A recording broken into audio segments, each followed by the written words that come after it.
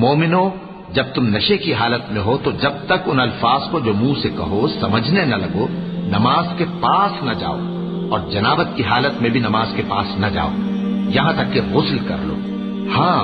اگر بحالت سفر رستے چلے جا رہے ہو اور پانی نہ ملنے کے سبب غسل نہ کر سکو تو تیمم کر کے نماز پڑھ لو، اور اگر تم بیمار ہو یا سفر میں ہو یا کوئی تم میں سے بیت الخلا سے ہو کر آیا ہو یا تم نے عورتوں سے مقاربت کی ہو اور تمہیں پانی نہ ملے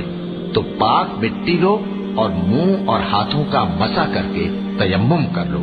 بے شک اللہ معاف کرنے والا ہے، بخشنے والا ہے۔ بھلا تم نے ان لوگوں کو نہیں دیکھا جن کو کتاب سے حصہ دیا گیا تھا کہ وہ گمراہی کو خریدتے ہیں اور چاہتے ہیں کہ تم بھی رستے سے بھٹک جاؤ،